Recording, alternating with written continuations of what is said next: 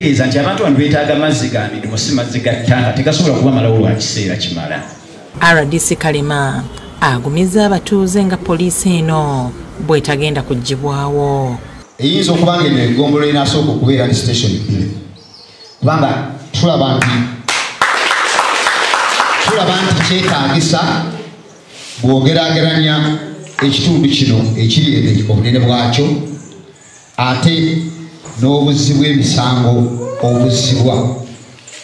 Tukiraba nti yeetaaga okwongerako ennamba y'abapoliisi abawera ate n'okulaba nti tutereeza webabeera. Wabula Afande Anatoli Muleterwa omukwanaganya wa poliisi n'omuntu wa bulijjo wabadde akyaddeko ku ofiisi zaffe wano mu industrial area mu programu ya Kabbinkano ng'ayogera ku ky'okuggyawo police post mu bitundu ayogedde bw'ati. Nteekateeka eno egeneereddwamu ebintu bina.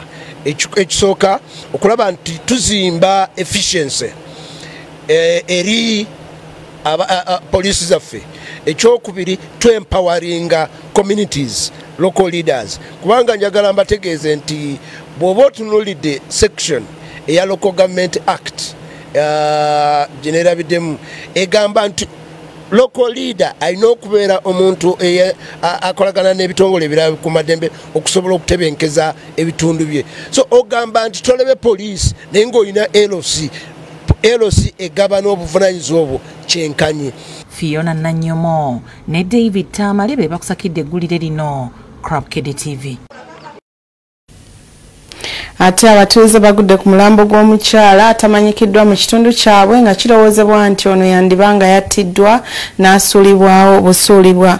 Poliisi etuuse mu kifo n'etwala omulambo mu ggwanika e Mulago. Bino bibadde mu Zone 6 e Mutungo. Omulambo gw'omukyala ateebereza okuba nga yattibwa gulabiddwa aba boda abadde bakedde okugenda okukola ku mirimu gyabwe.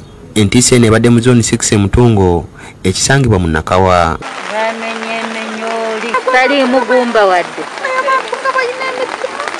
nibalyoka baleeta nayise wano kusaba kukumiza ekiro nga tewali mbeera yonna nengenza okukeera ku makya wano okukomawo okupakinga wano ku neiba ku mulwano ng'omutuuze agudde wansi nembeera neiba netwebunyaganya kiti oba mutamiivu tugenda kusanga omutuuze afudde oba bamusuddewo oba bakoze batya tebeeza okuba nti yinza okuba yasuuliddwawo obanga bamutiddewo emikono gyonna gyamenyese alina ebisago bingi ku bigere ku mikono wonna ne ku nnyindo wonna naye ng'omukyalo yadde ayambadde reflector ya KCCA kyannaku nnyo tumutebeeza okuba tayinza okuba omu kubayira ku nguudo nga badde agenda kukola kirimu kye.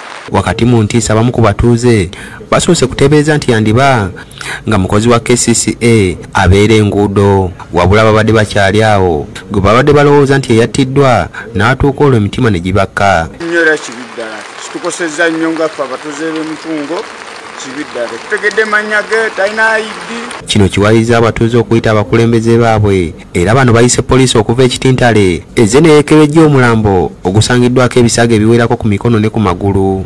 Wano wenyini nyini bwe bamusudde kamera weetunudde wenyini nyini tusaba poliisi ekole okunoonyereza okulanga omuntu yafuna abantu be alina abantu be bamutegera naawe benyini abamuse basobole okukwatibwa bavunaanibwe ng'amateeka gegalagira. Oluvannyuma poliisi ekitintale eggyewo omulambo ne gutwalibwa mu ggwanika ekkulu e Mulago. Poliisi etegeeza ng'omugenzi bw'ateeberezebwa okuba wakati w'emyaka 34. Tetunnamanya bimukwatako naye nga ateeberezebwa okuba nti yakuwoneddwa oba yatemuddwa. Bamutuusizaako obulabe bamusise mpolampola ne bamuzza ebbali w'oluguudo. Okunoonyereza kukyagenda maaso omulambo gutwaliddwa mu ggwanika. James Magala yakusakidde eggulire lino ku Lwabukedde TV.